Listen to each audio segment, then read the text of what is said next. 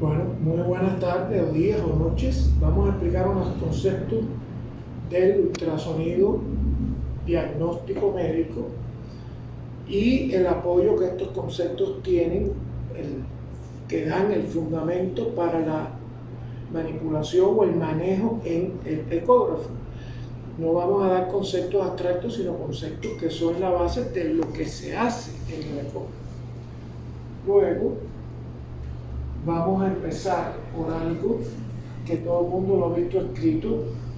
Algunos pueden saber de qué se trata, la mayoría creo yo, porque todo el mundo ha visto escrito esto que voy a escribir aquí. Voy a expresarme ahora en el lenguaje de las matemáticas, porque es un lenguaje que con poquísimos recursos de escritura expresa grandes y profundos conceptos, y por lo tanto voy a colocar voy a colocar esta expresión matemática aquí.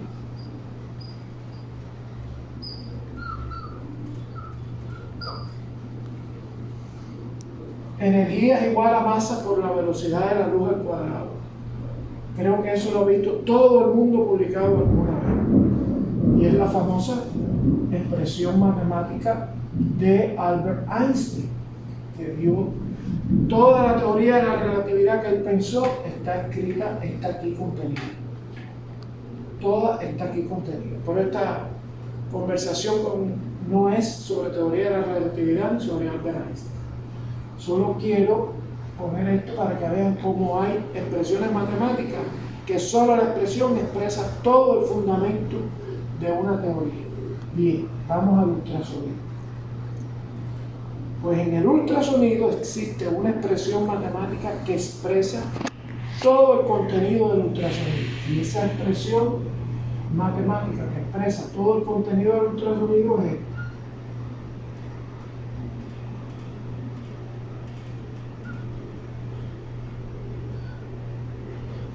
¿Qué significa esta expresión matemática? La velocidad de propagación del sonido es igual a la longitud de onda por la frecuencia. Y vamos a hacer rapidito un simple esquema de donde identificamos estos conceptos en una onda de sonido. Si vamos a dibujar una onda de sonido, es como si fuéramos a dibujar las olas en el mar en un tren de olas. Entonces aquí vamos a identificar un tamaño de la ola que le llamamos amplitud, una separación entre cresta y cresta de la ola que le llamamos longitud de onda, letra griega lambda. ¿Y qué es la frecuencia? Si yo me paro aquí y empiezo a contar cuántas olas pasan por segundo, cuántas crestas de ola pasan por segundo, esa es la frecuencia. El sonido se propaga de la misma manera de esta gráfica, que son las olas del mar. Cuando decimos se propaga, vamos a hacer el dibujo de una propagación. Digamos una secuencia en tiempo. Una secuencia en tiempo, un tiempo inicial 0, un tiempo posterior 1 y otro tiempo posterior 2. ¿Qué sería la propagación? Viene la primera cresta de la ola y un tiempo posterior esta misma cresta está desplazada y un tiempo posterior esta misma cresta está desplazada. Luego, el desplazamiento de la cresta de la ola en función del tiempo es la velocidad de propagación. El desplazamiento de la cresta de la ola en función del tiempo es la velocidad de propagación. En el sonido, la velocidad de propagación es también una constante y depende del medio. Si es agua, si es sólido, si es hueso, si es hierro o es aire. Para el agua, velocidad de propagación en el agua es 1540 metros por segundo. Y es una constante, depende del medio acuoso. Pero también está relacionada esta velocidad de propagación con estos dos factores o parámetros de la onda, longitud de onda y frecuencia. Y aquí está la esencia de toda la imagen por ultrasonido. Y es de este tipo de razonamiento. La motivación para desarrollar el ultrasonido fue detectar obstáculos donde el sonido encuentre un obstáculo y pueda reflejarse sobre esos obstáculos. Pero mientras menor sea el tamaño de esos obstáculos con los que el ultrasonido puede interactuar y generar un eco, pues aumenta la definición y la sensibilidad y la resolución de este medio diagnóstico para detectar pequeñísimas alteraciones dentro de un órgano o un tejido. Lo que necesitamos es que estas ondas sonoras puedan interactuar con objetos pequeñísimos, que es lo que nos permite detectar alteraciones pequeñísimas en nuestros órganos y tejidos, y es una de las virtudes del ultrasonido diagnóstico. ¿Qué factor es el que juega principalmente para que una onda sonora sea sensible a objetos pequeñísimos? Pues ese factor, de una forma coloquial, le vamos a llamar el tamaño. ¿Quién determina el tamaño de una onda? La longitud de onda. Y en la sucesión de olas del mar, que es igualito como el sonido se propaga, es la distancia de cresta a cresta. Luego yo puedo tener esta condición. ¿Y qué pasó aquí con la distancia cresta a cresta? Es mucho más pequeña que aquí. Mientras menor sea esta distancia, que le vamos a llamar tamaño de la onda, más sensible es para detectar su interacción con objetos pequeñísimos. Luego, la virtud del ultrasonido está en lograr emisiones de ondas pequeñísimas, de esta distancia pequeñísima. ¿Por qué esto es la esencia del ultrasonido diagnóstico? Porque si yo logro que esto sea bien pequeñito, bien pequeñito, bien pequeñito, para que esto se mantenga constante y valga los mismos 1540 metros por segundo, tiene que haber una frecuencia bien alta. Luego, la esencia del ultrasonido es que a mayor frecuencia, menor tamaño de la onda, más sensible de detectar alteraciones pequeñísimas en los órganos y tejidos. Luego, eso tiene que ver con el concepto básico, esencial del ultrasonido, la resolución, que es la capacidad de diferenciar objetos pequeñísimos de lo que está alrededor. Luego, para que haya una altísima resolución y haya esa capacidad de diferenciar objetos pequeñísimos, tiene que haber una altísima frecuencia y un pequeñísimo tamaño de la onda. Por eso se llama ultrasonido, porque trabajamos con ondas en el orden desde 1 hasta 20 megahercios. ¿Qué significa megahercio? Megahercio significa cuántas ondas pasan por segundo por donde yo estoy ubicado y las veo pasar. Esto es desde 1 millón a 20 millones de ondas por segundo. Y ese es el rango en que trabaja el ultrasonido para que tenga esta capacidad de distinguir altísimas frecuencias. Distinguir pequeñísimos obstáculos, pequeñísimas alteraciones. Pero ¿qué pasa con la frecuencia? La frecuencia es esto. Los tejidos se deslizan por capas. Mientras más rápido se deslicen, más se calienta el tejido. Por lo tanto, el ultrasonido pierde efectividad en rebotar, en crear el eco. Entonces, altísimas frecuencias, la fricción es mayor, se calienta rápido, se disipa y el eco se pierde, se dispersa. Entonces hay un límite, porque si no, dijéramos, bueno, trabajemos con 500 MHz para que detecte una micra de alteración. No funciona así, porque a un determinado valor de la alta frecuencia, la fricción es muy grande y se pierde en calor y no hay eco. Y si no hay eco, no hay imagen. Luego, la frecuencia juega también con el alcance de la onda, hasta qué profundidad puede llegar. Y eso lo vamos a ver reflejado cuando ahora nos enfoquemos en el equipo. Entonces, ya vimos que sí juega con la capacidad de resolución la alta frecuencia. Luego, hay otro aspecto esencial en ver cómo el ultrasonido viaja por los tejidos.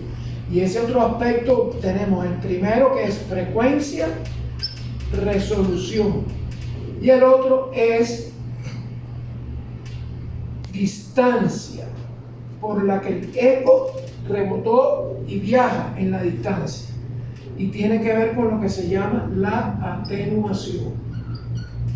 Y si fuéramos a ver un dibujo de la atenuación, sería esto. Es la ola que va perdiendo sucesivamente tamaño de la ola. Y es esto. Con distancia. Es la pérdida de la amplitud con la distancia.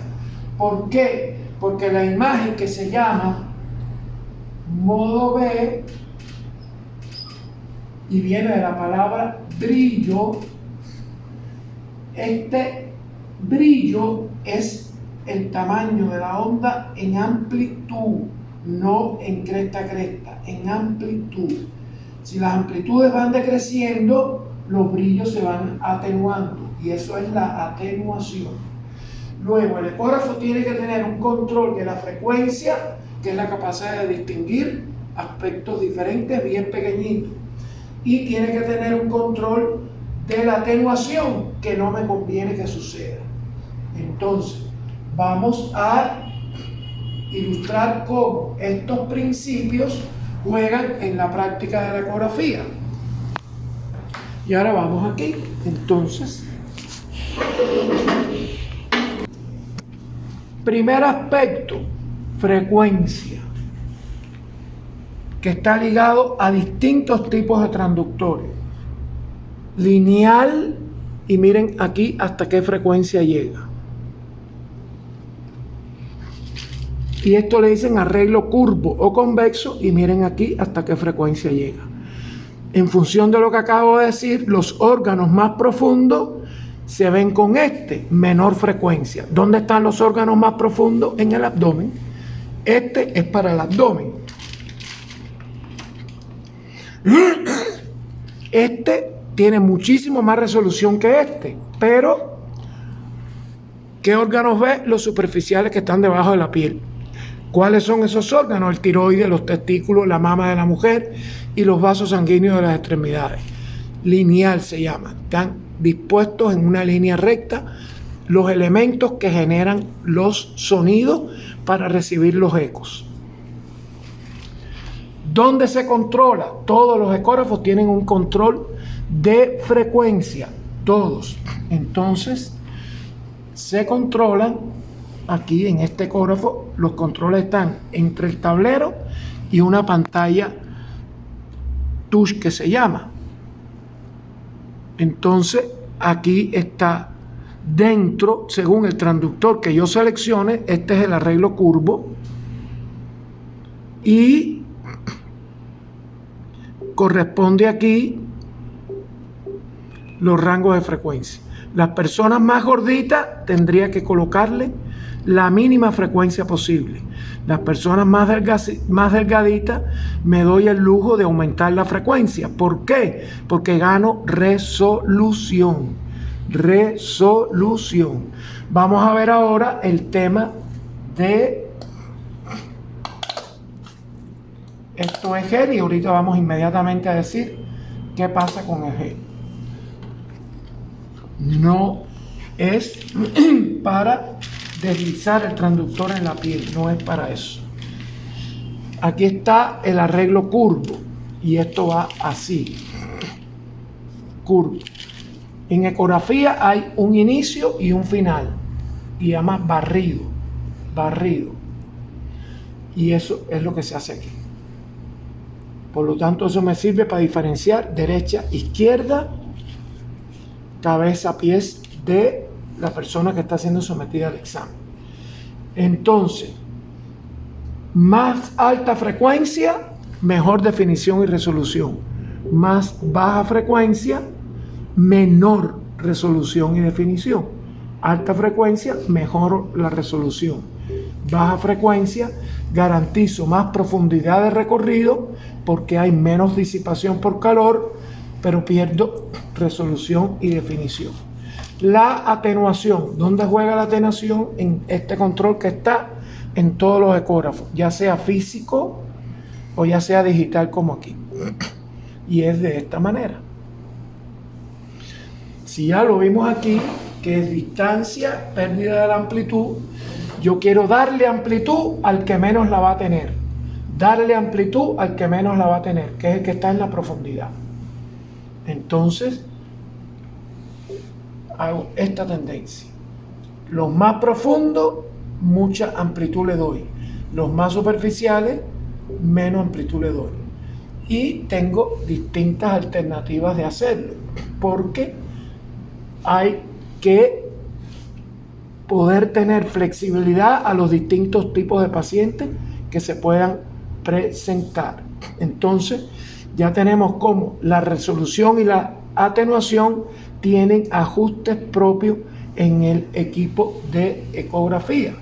Tenemos los transductores según la profundidad de los órganos que vamos a examinar.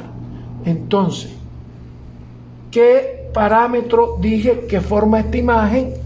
Le llamamos la amplitud de esas ondas de sonido que rebotan en los tejidos y órganos, que se llaman eco.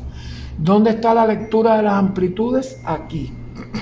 Por eso decimos ecogénico, que es amplitudes altas, o ecolúcido, que es amplitudes mínimas o ninguna, y están en esta parte de la escala.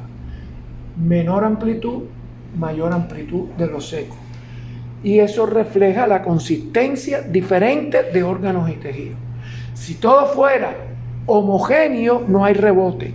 El rebote sucede en los obstáculos. Amplitud, obstáculo y se devuelve. Esa amplitud que se devuelve es la que yo leo aquí. Lo que tiene mucha amplitud se devolvió con mucha intensidad. Lo que tiene ninguna amplitud, no hubo devolución. No hay información que de estos dos. Estos son principios generales de la ecografía que están reflejados en el manejo de un equipo de ecografía como este que ven aquí.